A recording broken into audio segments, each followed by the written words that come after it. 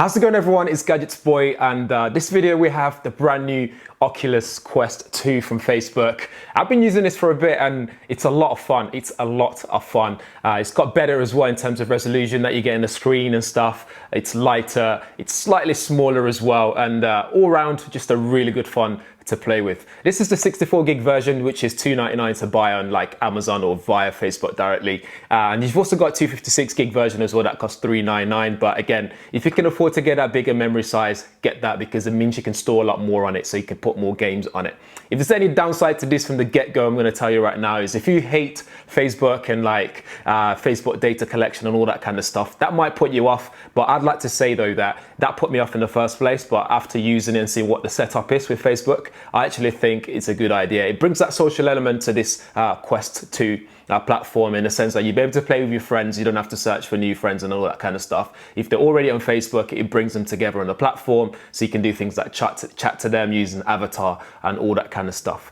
Without further chat, let's see what you get inside the box as well, and I'll talk you through more about the experience and the gaming and some of the specifications as well. So inside the box, you get everything you need to get started. You get user guide or reference guide, which tells you everything you need to do, what the buttons are, how to set it up very quickly, so you can be up and running in no time at all.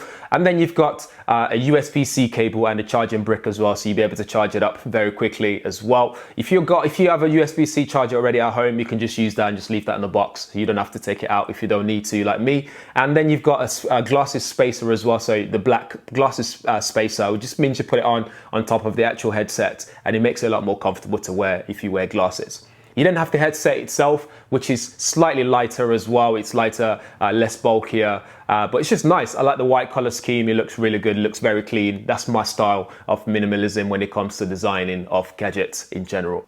So here are the controllers themselves. They look very identical. So you get your wrist strap there, which is comfortable enough. It's got like a rough material, so rubbing on your wrist might become uncomfortable over time, but it's fine. You got your action buttons right there, and you got your trigger buttons as well. And then on top, right inside that big ring, it's quite big, and it just about fit my hand through them as well. You got your joystick, which is just there to like navigate the menus and that, so you can go up and down, left and right.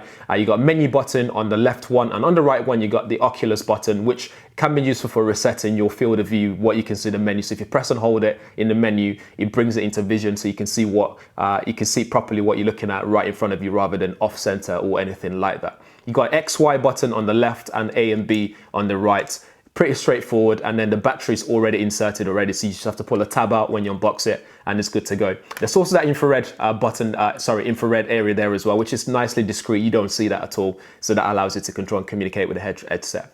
So that's the controllers in a nutshell. They're very light, not too heavy, and they feel comfortable to hold as well. And wrist straps are there, so you don't end up throwing it about if you're playing like shooting game or like boxing, action game, all that kind of stuff. Really nice. I like that as well. The battery life on this as well is doubled compared to the predecessor. So again, this will last longer than you normally have it. So again, that's a bonus, and you can always change the battery as well if you need to do. So get extra battery for it, so you can game for longer. So here's the headset itself. So what you notice is you have a Velcro head mount there. So this is very easy to adjust. You can adjust it, put it on top of your head. Either you wear it like you normally wear a VR headset. So back first and then pull it forward, and it's good to go. And on the side of the straps here as well, you notice you got your speakers as well, so left and right, to create stereo sound system. Otherwise, there's also a 3.5mm headphone port, so you can put your headphone in there. So if you have a gaming headphone, for example, headset, you can plug that in, and you got USB-C ports there to charge it back up, or connect it to your PC if you want to take advantage of a PC gaming that's already got powerful GPU using the Oculus platform. You can connect it to that, and it opens up a world of more games that you can do, which makes this even more attractive to buy for a gaming VR headset or just entertainment headset.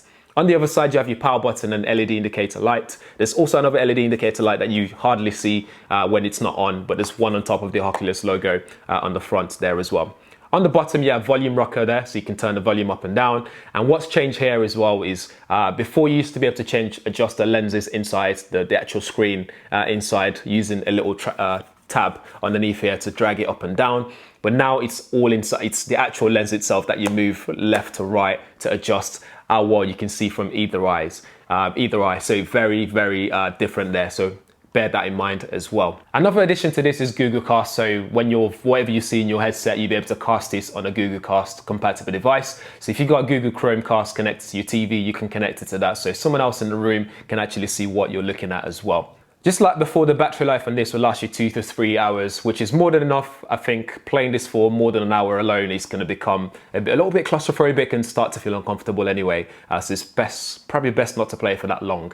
You can play really cool games like Beat Saber, really cool. And also there's another game I've been playing, which is like a shooting game. I'll leave information in the description there so you guys can check that out. It's very immersive. It's very, you get really into it, which is very interesting for me. I really enjoy playing it. You've also got YouTube on there, so you can watch that in your own little like IMAX sort of experience, which is pretty cool.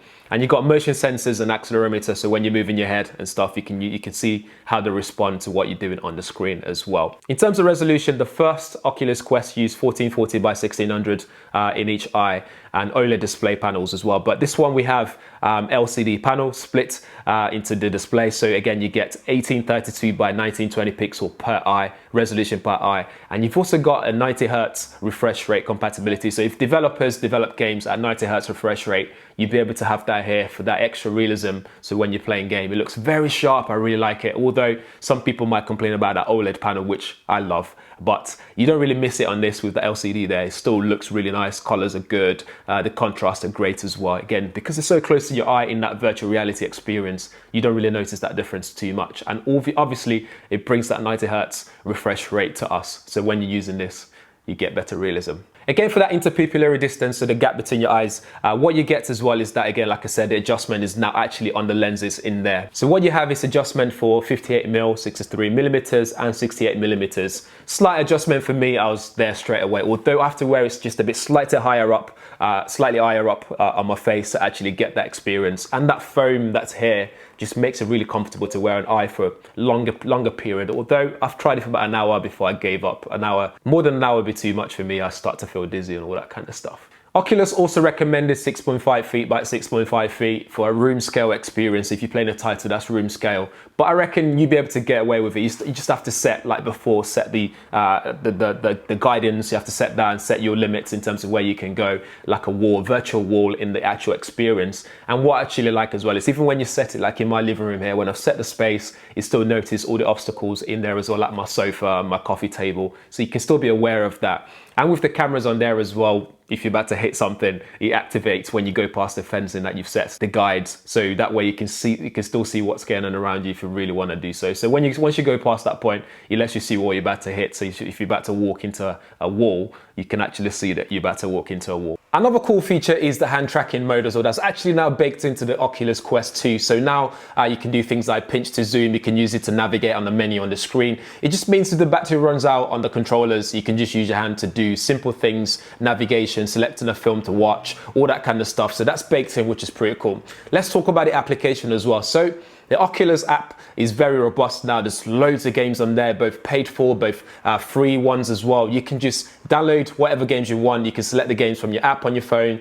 So you download it and then install it on the actual VR headsets as well. So that goes into your library once you select it, then you can carry on further to actually install it. To get started with your Oculus Quest 2, you'd need to download this app to use it. So without the app, you won't be able to use it. But it's very straightforward to pair it up. Just download it, log in with your your Facebook account or your actual Oculus account, and then link it together and you're good to go. So it's very straightforward, very easy to use. I love the app, very easy to navigate. You can see your friends, you can see your library, and plenty of the plethora of games available to you. I think overall, I really like the Oculus Quest 2. It's something that I would actually love to have.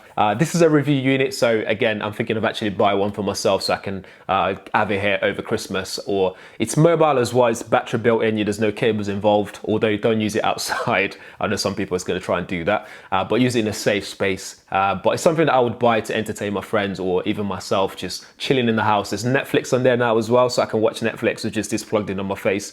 Maybe not for too long, maybe for like a 45 minutes of experience of a movie or TV series or episode. That's more than enough. Apart from that, the only thing that might put people off is that Facebook attachment to it. But I think the silver lining of that is it brings that social element to the Quest 2. So have a think about that if you're thinking of buying one. It's actually not that bad. But otherwise, I think it's rightly priced for $299. It's still the best out there for that price point. If you can't afford to buy your Vive or like, you know, those high-end VR experience, VR headsets, if you can't afford those, this is actually reasonably priced as well. Other than that, I don't really have anything bad to say about it. But guys, let me know what you think in the comments below. There might be something that you've thought about that I haven't thought about. Let me know as well. Other than that, hit that bell notification, subscribe as well if you haven't already, and I'm sure I'll see you guys in the next one. Thanks for watching.